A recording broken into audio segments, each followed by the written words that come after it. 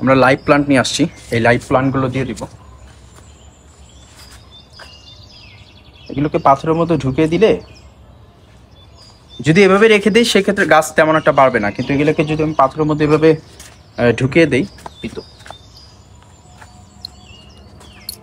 তাহলে আমি নিচে কিছু সিলেকশন বালু দিয়ে দিব যেন আরো ভালো হয় গাছগুলো। হয়ে গেছে সেট মনে হয়। এই তো, এটাকে খুলে দিই।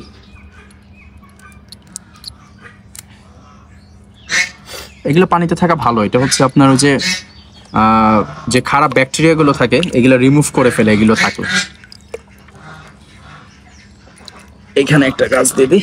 এই লাইভ প্লান্ট বেশি থাকলে সুবিধাটা কি, লাইভ প্লান্ট থাকলে যে বাচ্চা কাচ্চাগুলো হবে ওগুলো অনেক সময় ওরা বাচ্চার বাবা মা গুলো সে বাচ্চাগুলো নিজেদের বাচ্চা নিজেরাই খেয়ে ফেলে।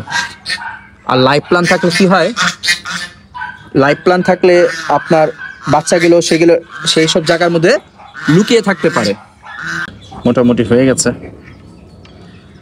স্টোনটা দেখেন মাশাআল্লাহ।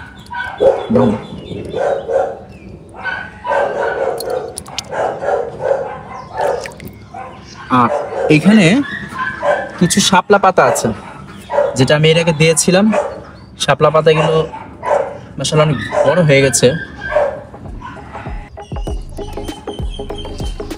মাশাআল্লাহ। দেখি একটা হাতে আসে নাকি।